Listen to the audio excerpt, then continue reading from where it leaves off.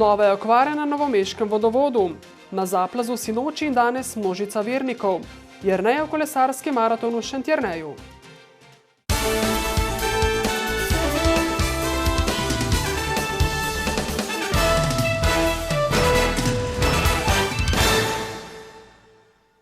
Dober dan. Kljub praznični sredi pa ta ni bila nič kaj praznična za dežurne delavce novomeške komunale. Že sinoči je namreč prišlo do okvare na vodovodnem omrežju na Otočcu. Brez pitne vode so bili prebivalci Otočca in višji predeli Novega mesta. Zjutraj pa je prišlo do okvare vodovodne cevi pri gasilsko-reševalnem centru Novo mesto. Sinočnjo okvaro so do jutranjih ur že odpravili. Včeraj zvečer, okrog 10. ure zvečer je prišlo do loma glavnega vodovoda, ki oskrbuje Novo mesto, to je premer cevi DM500 in posledično iztekanje vode iz vodohrana Ki. Zaradi tega smo zaprli celoten cevovod in v nočnem času pričeli z odpravljanjem okvare. Zaradi popravila je bila motena preskrba z vodo na mestnih njivah in višje ležečih predelih Bršljina. Dopoldne pa nov udarec. Prišlo je še do okvare v Ločni pri gasilsko-reševalnem centru. Tukaj je cevovod DN250, ki je v času popravila okvare oskrboval celotno Novo mesto iz strani težke vode. Očitno je bil cevovod preobremenjen.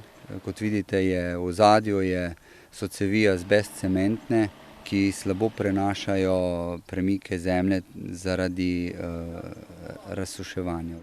Največ težav z zagotavljanjem vode je trenutno v šentjernejski občini, kjer je izdatnost dveh vodnih virov znatno zmanjšana. V zadnjih 2 dneh pa opažamo še dodatno zniževanje količin, tako da smo včeraj in danes vodohrana Javorci polnili s cisterno.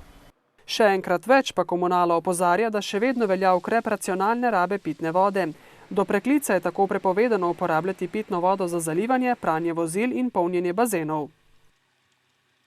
Kristjani po vsem svetu danes praznujejo enega največjih krščanskih praznikov, Marijino vnebovzetje. Najstarejši Marijin praznik, imenovan tudi Veliki šmaren ali Velika maša, zaznamuje konec Marijinega zemeljskega življenja in prehod njenega telesa in duše v nebesa. Na predvečer praznika je tudi tokrat potekala slavnostna procesija od župnijske cerkve na Čatežu do romarske cerkve Matere Božje na Zaplazu. Sprevoda se je letos udeležilo okoli 3500 ljudi. Zelo veliko. Nekako združuje, odrešuje in pomirja v srcu. To je Marijin praznik, ki je zelo pomemben za nas kristjane, za vsakega ne. To je že praznik od vsega od otroštva naprej in se ga rada spominjam. Drugače sicer ne vem, kaj ne praznujem, ampak mi pomeni. To je eden najlepših praznikov Marijinih in največjih.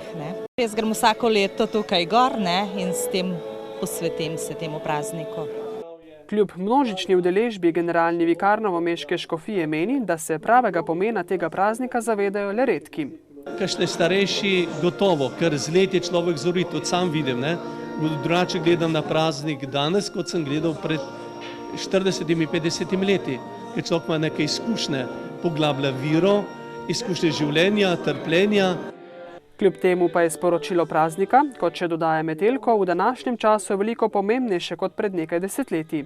Nam govori prav današnjemu človeku, bolj počasih, ki preveč zagleda materialnost, da smo mi le romarji popotniki, da tukaj ni naše stalno bivališče, da bomo vse to pustili, ker naš dom je v nebesih. Ob počastitvi Marijinega praznika pa je mašo na Zaplazu danes daroval še novomeški škof Andrej Glavan. Pri planinskem domu pri Gospodični na Gorjancih so se danes vnovič zbrali planinci meddruštvenega odbora Dolenjske in Bele krajine. Planinsko društvo Krka Novo mesto je namreč pripravilo že 16. spominski pohod. V preteklosti je bil spominski pohod posvečen zgolj planincu Vanji Furlanu, ki je svoje življenje izgubil v gorah. Zdaj pa je pohod namenjen spominu na vse preminule člane planinskega društva Krka. Planinci so prišli z vseh strani. Pohodniki so prišli iz Novega mesta, Bele krajine, Gaberja in tudi Šentjerneja. Organizirano se je pohoda sicer udeležilo nekaj manj ljudi kot pretekla leta. Na Gorjancih je prečudovito, pot je bila pa lepa, suho je, nič ni drselo. Sicer zdaj, ko smo šli gor, ni važno, če je drselo, ampak ko se vračamo, je važno, kako gremo. Čudovito. Vreme, lepo, vzdušje dobro, hrana dobra, ker radi jemo, ne? Dobra pot, vrhunska. 4 ure hoje z mnogo mesta. Imamo utečeno pot čez smučišče, tako da standardno pridemo gor, malo posedimo in gremo nazaj in je super rekreacija. Današnji praznik pa je nekatere, kot našo sogovornico Marijo, celo spodbudil k pohodu. V glavnem Marija gre gor in ker sem jaz Marija, sem šla tudi gor, ne? Tako da nisem se jim prikazala zjutraj ob 8:30. Člani planinskega društva Krka se bodo do konca leta odpravili še na več kot 20 pohodov, med drugim tudi na najvišji slovenski vrh. V občini Šentjernej so dopoldne v sklopu občinskega praznika pripravili 7. Jernejev kolesarski maraton, ki se ga je udeležilo približno 500 prijavljenih kolesarjev, več kot 100 pa se jih je njim pridružilo še na startu izpred kulturnega centra Primoža Trubarja. Kolesarji imajo na izbiro krajšo 35-kilometrsko in daljšo 60-kilometrsko traso. Lepo je tle pa, malo za šport, rekreacijo. Da spoznate tudi malo občino? Ja, ker sem tle iz Kostanjevce doma, tako da poznam. Kakšna je trasa? Ne, ni zahtevna. Ja, da vozim, ne, kolo. Sicer kolesariš veliko? Ja, vsak dan. Po kateri trasi pa greš zdaj danes? Po manjši. Ste prvič na Jernejem maratonu? Ja, prvič. In kako to, da ste se odločili priti? To mi bo tako en dober trening, ker tudi kolesarjem tole vozim v slovenskem pokalu te tekme. Rada bi bila bolj tam nekje tista zlata sredina, pri ženskah pa bolj tam v ospredju. Kolesarjem v klubu Adria Mobil sem začel kakšne 7 mesecev nazaj in moj rekord je bil 3. mesto. Zdaj si pa tukaj prišel na kolesarski maraton, je to prvič? Ne, na tega še nisem prišel, sem pa že peljal več drugih maratonov. Za na trening pa zaradi kondicije pa nasplošno. Kolesarje obeh tras je pot peljala skozi Prekopod do Kostanjevice, čez Zameško, Drago, Maharovec, Mokropolje in Orehovico. Tisti na daljši progi pa so se podali še skozi vrh polje, nazaj v Groblje, Zameško, Čučjo Mlako, Maharovec in do prireditvenega prostora pri kulturnem centru Primoža Trubarja. Ključni cilj je predvsem, da spoznavajo našo občino, to je tudi namen, poleg tega pa predvsem druženje. Kolesarskega maratona, ki sta ga pripravila občina in turistično društvo, so se udeležili tako rekreativci vseh starosti kot člani kolesarskih klubov.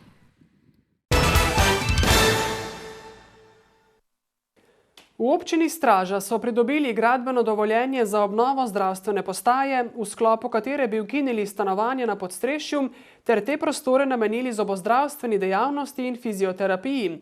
Spodaj pa bi uredili 3 splošne ambulante in montirali dvigalo. A ker se eden od stanovalcev noče izseliti, projekt stoji in zadevo rešuje sodišče. Obnovo bi morali že zdavnaj končati, pravi župan Alojz Knafelj, a se stanovalcem niso mogli dogovoriti. Tako kljub začetim rušitvenim delom na podstrešju naložba stoji. Stanovalcu, ki ima status invalida, smo ponudili 3 ali 4 stanovanja, vse boljše, vendar ni hotel, da se izseliti in mi smo zaradi tega zastoja morali z Ministrstvom za zdravje podpisati novo pogodbo, ki pa jim znižuje sofinanciranje države za 45 tisoč evrov od predvidenih 214 tisočakov. Zadeva je tako na sodišču, zdravstveni dom pa odprt ne bi smel dočakati zime, meni Knafelj. Novomeško sodišče ima malo zaostankov in računamo, da bo ta zaplet rešilo septembra, morda oktobra. Zdaj, ali bodo kakšne pritožbe, to ne vemo. Mislim, da to je vse v rokah sodišča. Knafelj se boji, da bi lahko obnova padla v vodo. Če namreč denarja od države ne bodo izkoristili do konca oktobra, lahko njeno financiranje povsem propade. Občina sama pa naložbe, ocenjene na približno 700 tisoč evrov, ne bo zmogla. Na pobudo Metliške ljudske knjižnice je pred 11 leti izšel prvi pesniški zbornik Potovanje srca, ki je povezal vse literate v metliški občini. Leto pozneje so ustanovili literarni klub, ki letos praznuje 10-letnico delovanja. Jubilej so obeležili z literarnim večerom Verzi poletne noči, ki ga je oblikovalo vseh 19 članov literarnega kluba, v katerem delujejo literati iz vseh 3 belokranjskih občin. Tako je in ponosni smo na to, da sodelujemo s vsemi 3 občinami, torej da prihajajo literati in se vključujejo v naše delo. Družimo se skupaj, sodelujemo, izmenjujemo izkušnje, znanja, skupaj nastopamo in izdajamo skupne pesniške zbirke. Jeseni bo izšla že njihova 10. pesniška zbirka, ponosno povedo literati. Mnogi med njimi se ponašajo tudi z lastnimi zbirkami. Radi ustvarjamo zato prvo, kaj se družimo. Eno prijateljstvo je ratalo med nami, kaj se to ne bi dogajalo, da nismo vsi skupaj. Drugo, na papir damo delček svoje duše. Pa doživel sem marsikaj, da imam že nad 80 in če samo križanke rešuješ, to je se ustavi, pa kaj napišem tako. Vznemirjajo jih različne teme, ki jih v pesniški in prozni obliki prelivajo na papir, ter objavljajo v časopisih in revijah ter predstavljajo na literarnih večerih in drugih prireditvah. To so različni ljudje z različnimi pogledi, z različno izobrazbo, z različnimi izkušnjami, vendar delajo in to je pomembno. Dajejo pesniški pečat Metliki, pravi Gašperič, ki je na njemu svojstven način povezoval njihov tokratni literarni večer, ki sodi v sklop prireditev Pridi zvečer nagrad. Ob zvokih orglic v rokah Ota Nemaniča so se predstavili vsi člani kluba, vsak s svojo pesmijo. V naši sredini rubriki Namig za izlet vam tokrat predlagamo obisk Dunaja, in sicer peš, skozi gozd. Izlet je zastonj, ker ne boste imeli kje zapravljati. Vas na strmini, v katero pridete z avtom ali po peš poti, leži približno 7 km iz Krškega. Ime ni dobila zaradi ljubezni do glavnega mesta nekoč skupne Avstro-Ogrske, ampak izhaja iz keltskega izročila. Nekoč je veljalo, da mora vsaka prava vas imeti gostilno in cerkev. Dunaj tega nima, ponuja pa druge zanimivosti, začenši s prelepim razgledom. Tale vas je zelo majhna, čeprav je največja Dunaj v Sloveniji, jih je 6, ampak ta je največja, ki ima nekje 13 hiš. Je pa to okoliš in tule gor je vas gora, včasih gora Svetega Lovrenca in tu gor je cerkev. Včasih je bilo mandat tudi pokopališče okrog. Gostilne so bile ena začasna, drugače pa nimamo vsega, kar mora imeti vas. Iz Krškega se lahko na Dunaj odpravite po urejeni peš poti skozi gozd. Hoja vam bo vzela precej manj energije kot domačinom obdelovanje strmih goric. Tale Dunaj je tako strm, da ni prostora za njive, tako da so ta južno pobočja samo vinogradi do doline, kaj drugega pa ni, razen malo vrta okrog hiš. Lepota tega koščka sveta v krajevni skupnosti Gora mladih ne zadržuje v vasi, tako da je nekaj hiš že praznih. Utrip življenja rešujejo vikendaši. Med njimi naš sogovornik, profesor Mauser, ki je pred nekaj leti vikend spremenil v svoje stalno bivališče. Ime Dunaj naj bi izviralo iz nekega keltskega imena, ki naj bi pomenil zemljo, ampak kaj več ne morem. Je pa tam na koncu eno gradišče, ki naj bila neka opazovalnica takrat tistih in tudi neki skopanin je iz 2. 3. stoletja. To je tudi dokumentirano. Če greš na Dunaj, pusti trebuh zunaj, zaradi draginje velja za cesarski oziroma avstrijski Dunaj. Za tega nad Krškim pa, da če hočeš pustiti utrujenost zunaj, pojdi na Dunaj. Tamkajšnji energetski vrtinci namreč sevajo sveže moči. Tam na koncu vsi imamo neke energijske točke, ki naj bi izvirale iz keltskega obdobja, pa zdaj, koliko je res, razlag je veliko za to, ne? Skupaj je 7 točk, označenih s kamnom in kolom. Energijska pešpot od točke do točke s potrebnimi postanki traja približno 3 ure. Značilnosti točk so natančno popisali v društvu Borov Log, kjer skrbijo za keltsko zapuščino.